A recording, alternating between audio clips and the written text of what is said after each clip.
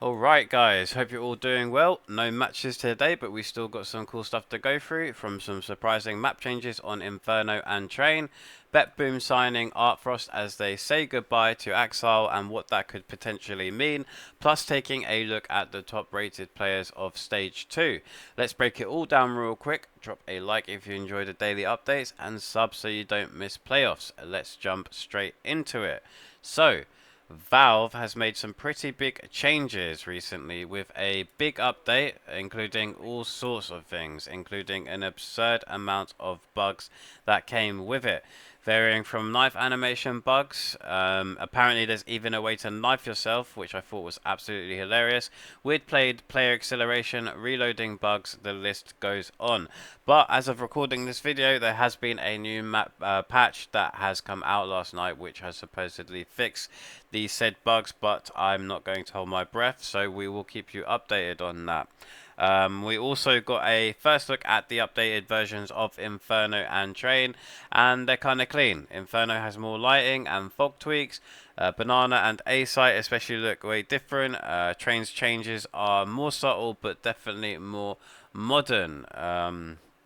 So yeah, if we take a look here, they've changed the angle on Ivy, um, added a box at A, added a box by Catwalk at B, and added a box right here. So yeah, kind of strange but interesting. And then on Inferno, more of the same thing.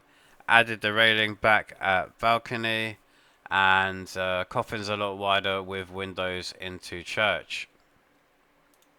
So, this next story is kind of a big deal. BetBoom have officially benched Ax1Le and signed ArtFr0st and Dillidies, completing a pretty bold rebuild after a rocky few months. Now, if you are wondering how Ax1Le has gone from top 5 in the world to the bench, you're not alone, because I am right there with you. It's honestly wild. Just 2 years ago, he was the most consistent rifler, one of the most consistent riflers, sorry, in the world with Gambit and Cloud9. But this year with BetBoom, it just hasn't worked out. He's only managed a 1.04 rating and hasn't looked comfortable in this system at all. Whether it's roles, motivation, or just bad synergy, the team has decided it is time to make a change, and I think it's best for both parties. ArtFr0st and Dillidies. I mean, ArtFr0st was already standing in for them at Fisher Playground 1, which we actually covered. And I remember mentioning how great he was playing, averaging a 1.13 rating and helping BetBoom reach playoffs. I mean, the kid's clearly hungry. Boomish even said in an interview that ArtFr0st has a healthy ego and wants to prove he can be a top tier sniper. And when you look at his career, that kind of makes sense. The guy's been swapped out of teams for big name oppers like Shiro. He's been close to the spotlight, but never really got his shot. So now that he's got his shot, let's hope the kid takes it, man. Boomich also opened up a bit, talking about how rough the last 6 months have been and how they needed a fresh start and how good it felt just to make playoffs again. So you can tell this isn't just a normal roster move.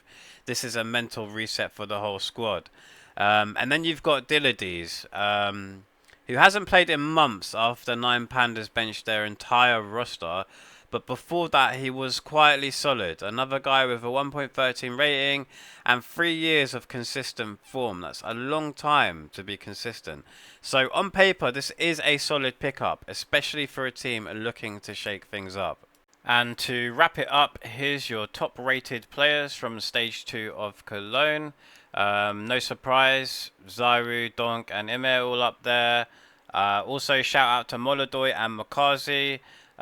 Two guys who've been grinding and really made a name for themselves this event. I feel like even though makazze didn't put up insane numbers, and you can tell he has some rough edges to smooth out, when he does shine, you can see the kid has talent.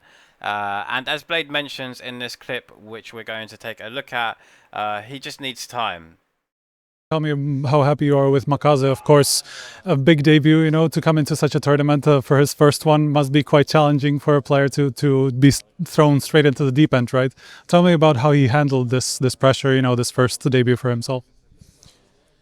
So, important part that we cannot compare him to other like players from like let's say big echelon, like not from all like let's say top 6 teams on these tournaments, like from playoff. It's hard to compare him. He will be for sure like lower in a lot of aspects because knowledge, experience, like protocols of our system, obviously, and this one we cannot compare. Like we need to take him like and analyze like a real like coming up player from academy who doesn't have long experience at all, and if you analyze him like this, he's like kind of incredible, showing really good potential as for me because he's like Alexis said, he's kind of confident in terms of what he wants to do.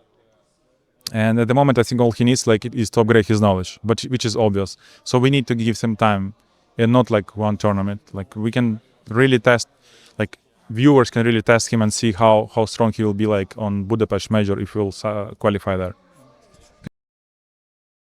He also goes on to touch on how the team just needs to synergize, get more chemistry, and not put so much pressure on themselves and just grow around makazze. Also mentioning that he's giving makazze all his comfortable roles, so he doesn't feel too much pressure either. And yeah, just really interested to see how he evolves as a player. So yeah, that's all for now. Don't forget to like and subscribe to stay updated. I'd really appreciate it. And as always, thanks for watching. Take care.